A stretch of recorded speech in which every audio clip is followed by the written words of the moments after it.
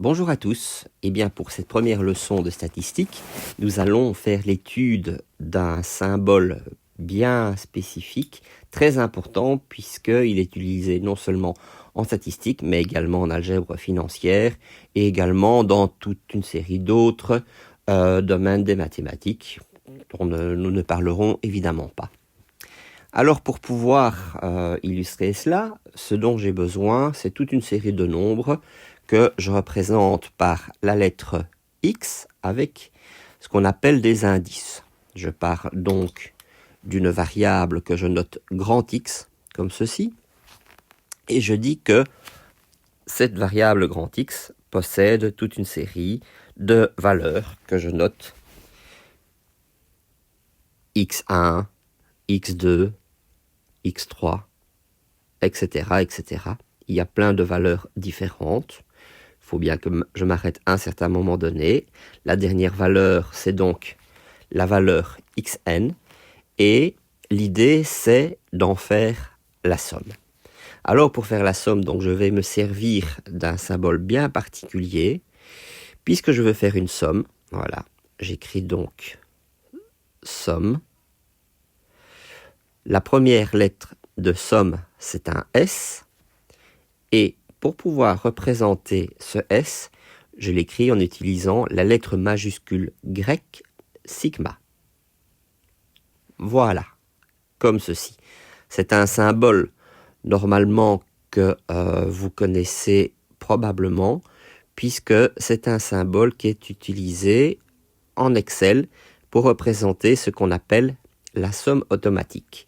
Donc vous l'avez alors à ce moment-là quelque part, encadré comme ceci, dans Excel, et quand vous avez toute une série de nombres dans une colonne, ou même dans une ligne, qu'est-ce que vous faites? Vous vous placez en bas de la colonne, vous cliquez alors à ce moment-là directement sur l'outil somme automatique, et fatalement, Excel va faire la somme donc de tous les nombres. Donc je pourrais le représenter comme ceci. Voilà, supposons que nous sommes dans Excel. Vous avez alors à ce moment-là toute une série de lignes qui vont de 1 donc jusqu'à n, et puis alors bien sûr des colonnes qui sont désignées à ce moment-là par des lettres majuscules, donc A, B, C, D, etc., etc. Et alors dans la colonne grand X, eh bien je pourrais placer toute une série de valeurs qui vont de x1 jusqu'à xn. Voilà, comme ceci. Et alors, ce que je souhaiterais faire à ce moment-là, c'est de faire la somme de tous ces nombres. Qu'est-ce que je fais à ce moment-là? C'est tout simplement mettre une barre en dessous, comme ceci. Et puis ensuite, je n'ai plus qu'à faire de cliquer sur le symbole sigma,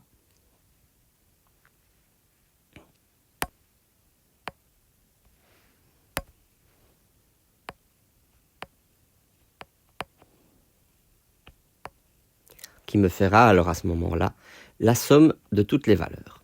Alors, pour pouvoir faire ça, il faut que j'utilise une nouvelle notation. Donc, j'aimerais bien savoir comment pouvoir écrire x1 plus x2 plus x3, etc., plus xn, en utilisant le symbole sigma. Eh bien, je vais faire comme ceci. Je vais dire que je fais la somme des xi. I, alors à ce moment-là, représente ce qu'on appelle un indice. I est un indice muet. Pourquoi est-il muet? Tout simplement parce que je peux choisir la lettre que j'ai envie. Là, on a mis le I pour indice. Je peux mettre J, je peux mettre K, je peux mettre W. Ça n'a aucune importance. L'important, c'est que lorsque j'utilise un indice, c'est que je le définisse en disant par quel nombre je commence. Là, alors à ce moment-là, on va dire que I va de 1 jusqu'à une valeur n. Alors, on constate que I est une variable. Pourquoi est-ce que c'est une variable? Parce que on voit que j'ai i qui peut prendre différentes valeurs. Il peut prendre la valeur 1, 2, 3 jusqu'à n. Donc, je peux écrire que i est égal à 1 jusqu'à la valeur n. Il a n valeurs possibles. En ce qui nous concerne, ce n'est pas une valeur calculable, c'est juste un numéro représentant donc le numéro de la valeur de la variable. On va voir qu'il va y avoir aussi des changements au niveau de cette valeur, parce que ce qu'on va faire aussi, si on a toute une série de valeurs différentes, ce qui va nous intéresser par la suite, c'est de les ordonner, c'est de les mettre dans un ordre croissant. Et nous avons également la valeur n, qui, elle, de son côté, n'est pas une variable, c'est bien une constante. C'est bien une constante parce qu'elle ne varie pas. C'est le nombre maximal de valeurs que l'on puisse avoir.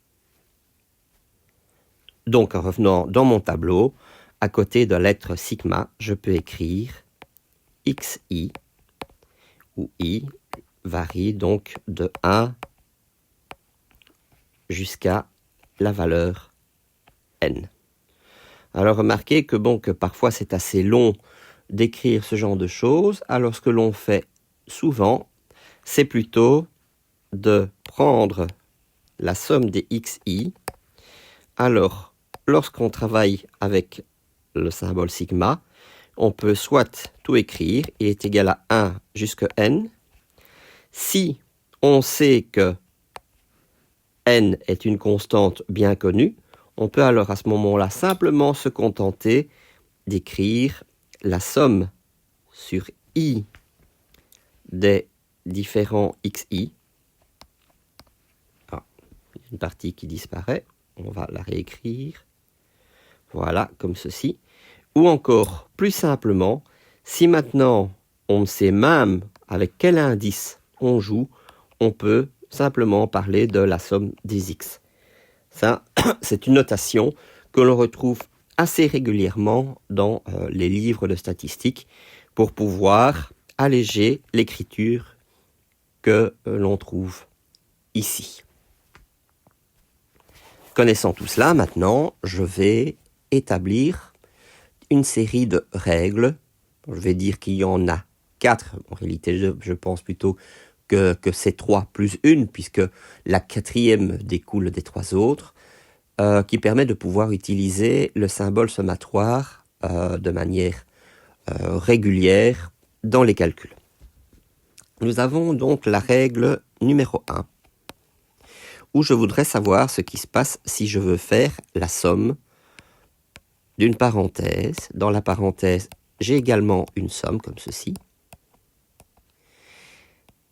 Et ce qui est important, c'est de constater qu'on a exactement le même indice pour la variable x et pour la variable y. Donc, on a i qui varie de 1 jusqu'à n, aussi bien pour xi que yi. Qu'est-ce que cela signifie? Eh bien, ça veut dire que si je me trouve dans le tableur, je travaille donc avec une autre colonne, la colonne y, dans laquelle je vais également introduire les différentes valeurs y1, s'il veut bien, y2, y3, etc. Et j'ai exactement le même nombre de valeurs pour que ça marche. Ce qui veut dire aussi que si je fais la somme, eh bien, je vais pouvoir également dire que ceci, c'est la somme des yi, avec i qui varie de 1 jusqu'à n. Là, je vais simplement me contenter d'écrire le petit i en dessous pour alléger l'écriture. Eh bien, calculons ce que nous avons ici. Je peux déjà dire que si je fais ça, c'est égal à x1 plus y1 plus x2 plus y2 plus etc. jusqu'à x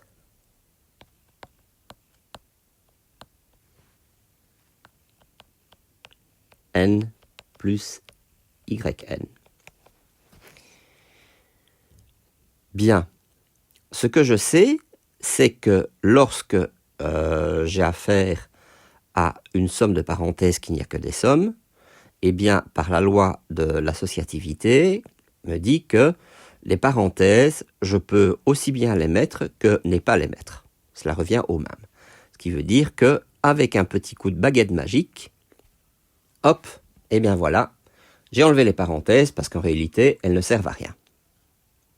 Ensuite, qu'est-ce que je vais faire? Je vais réécrire la même chose. Donc, j'écris égal. Égal quoi? Alors, je vais mettre tous les x d'abord ensemble. Je peux donc changer les x et les y de place. C'est le principe de la commutativité de l'addition. Donc, j'ai x1 plus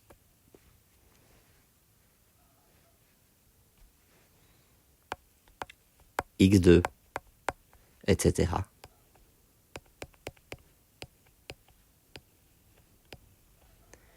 Plus, et voilà. Et maintenant, je reprends les y, y1, plus y2, plus, de nouveau, etc., plus yn. Bien. Alors maintenant, je vais faire le contraire de ce que j'avais fait à l'égalité précédente. Plutôt que de commencer à mettre des parenthèses et les enlever, cette fois-ci, je n'ai pas mis de parenthèses, et au contraire, ici, je les place. Donc, je peux très bien prendre un premier groupe ici, plus un autre groupe.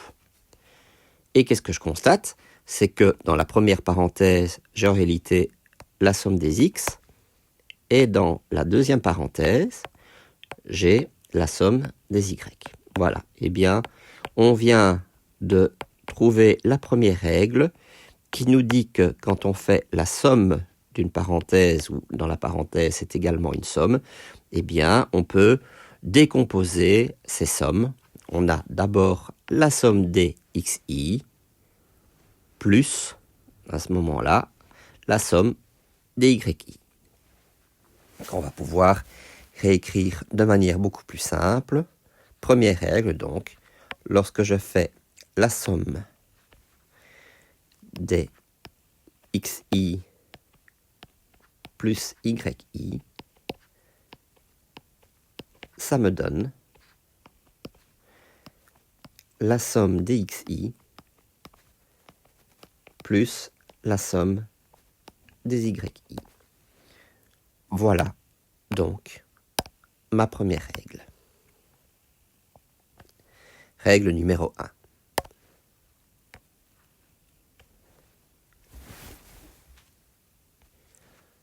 Si je voulais voir ce qui se passe ici avec Excel, eh bien il me suffirait que je prenne une autre colonne quelconque. Je peux la noter comme je veux. Bon, je vais la noter Z, même s'il ne va pas y avoir des Z1, Z2, Z3. Mais je peux très bien dire que Z1 correspond en réalité à X1 plus Y1. Et j'ai également ici, j'ai X2 plus Y2. Et je vais pouvoir continuer comme ceci jusqu'à la fin. Et là également, je peux faire la somme.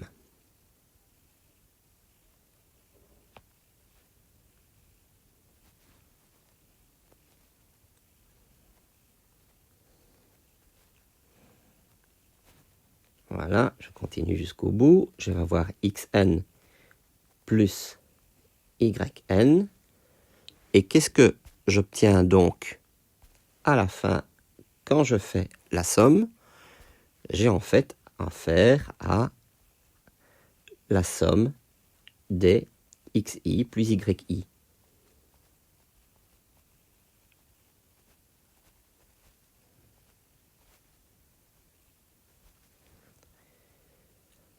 Et que nous dit Excel? Eh bien, Excel nous dit ceci. C'est que quand je fais une somme, si je la fais verticalement,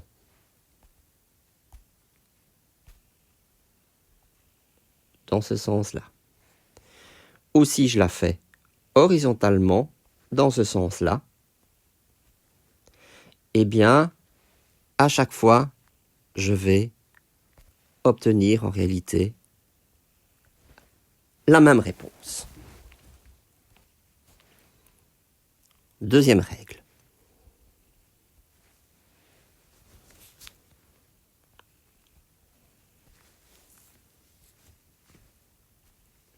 Je veux faire la somme, mais cette fois-ci, c'est une somme un peu particulière, c'est la somme d'une constante, A. Donc toujours, I varie de 1 jusqu'à n, ça, il n'y a rien qui change. Qu'est-ce qui va changer exactement? C'est qu'au lieu d'avoir x1 plus x2 plus x3, etc., cette fois-ci, j'ai toute une série de valeurs, mais elles valent toutes la même chose. Donc je vais avoir ici A plus A plus A. J'ai toute une série de A. Et puis ensuite, qu'est-ce que je vais faire? Je vais compter le nombre de A. Bah, ça, celui-là, c'est le numéro 1, ça c'est le numéro 2, c'est le numéro 3, etc. Et ça, c'est le numéro n. Donc en réalité, j'ai à chaque fois pris NA, ce que je peux noter directement comme ceci. Et voilà, j'ai obtenu la réponse qui me donne la règle numéro 2, à savoir que, que si je fais la somme d'une variable, i, qui va toujours de 1 jusqu'à n, eh bien, il me suffit de prendre le n qui est ici et de le multiplier par la valeur a, et j'obtiens donc ici la règle numéro 2 que je peux également encadrer.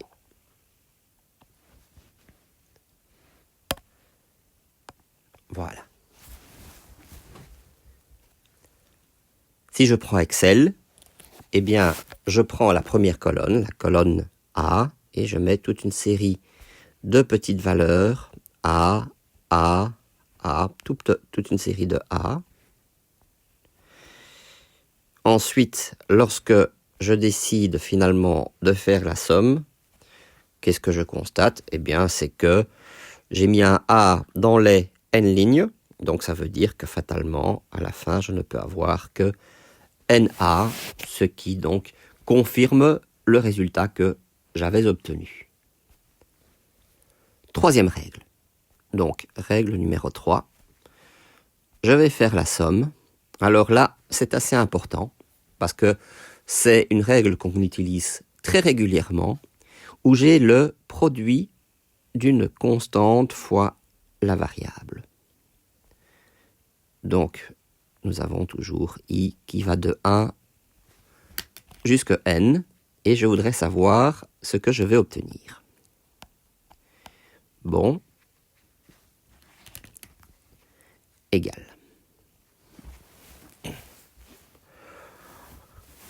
Je vais écrire que c'est égal à a fois x1 plus a fois x2, etc. Jusqu'à la dernière valeur, a fois xn. Je constate qu'avec les a partout, eh bien je peux mettre a en évidence. Je factorise donc en mettant a devant une parenthèse qui contient la somme des x. x1 plus x2 plus, etc.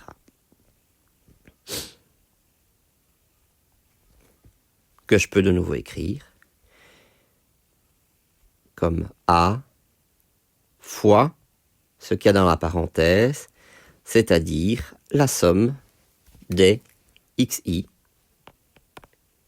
avec i qui varie toujours de 1 jusqu'à n. Le résultat final me dit ceci, c'est que lorsque je fais la somme d'une constante fois une variable, eh bien, la constante en question, je peux la placer en dehors du symbole sommatoire si je le décide. Parfois, ça pourra être avantageux, parfois, ce sera le contraire. Ça dépendra des cas. Donc voilà. Tout se joue sur le A qui est soit à l'intérieur du symbole sommatoire, soit ce même A qui se trouve à l'extérieur du symbole sommatoire. Mais que ce soit l'un ou l'autre, le résultat est le même.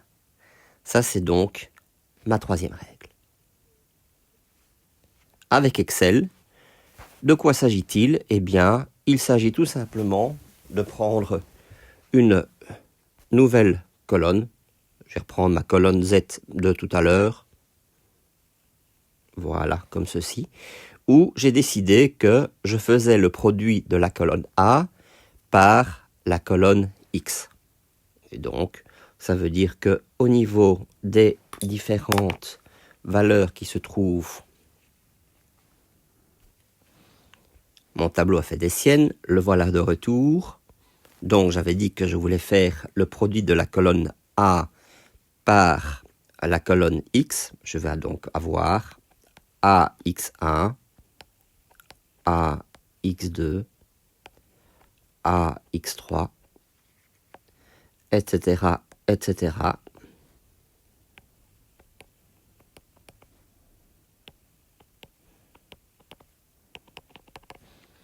Ici, j'ai AXN. Je fais la somme. Qu'est-ce que j'obtiens? Eh bien, deux choses, en réalité.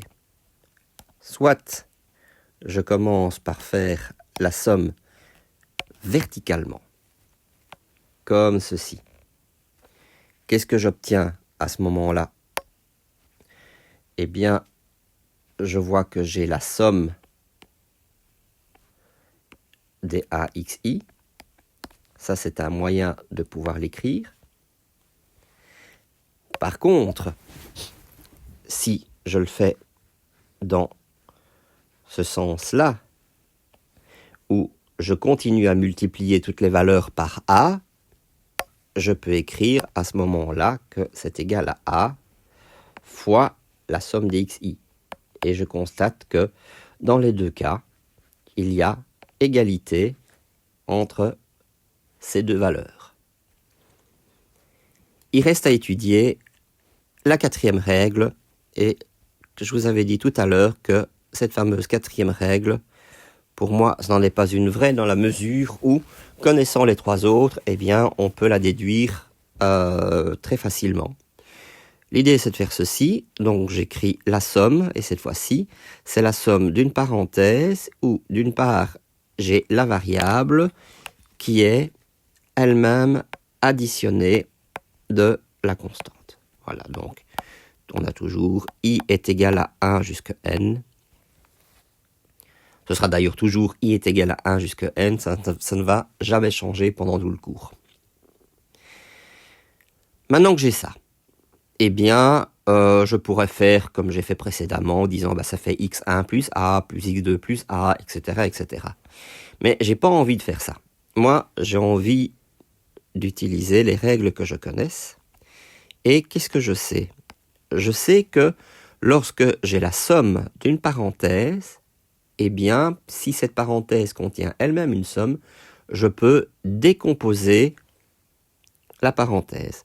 Donc, d'une part, j'ai la somme des xi, donc je suis en train d'utiliser la règle numéro 1, plus la somme de la constante a. On a toujours i qui va de 1 jusqu'à n. À chaque fois, i est égal à 1 jusqu'à n.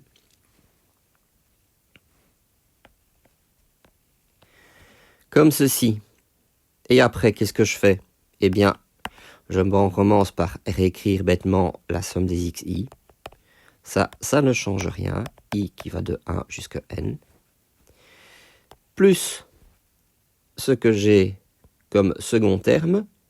Et je constate. J'ai affaire ici à la somme d'une constante. Et ça, je sais que c'est égal à n fois a. Ben voilà, c'est fini.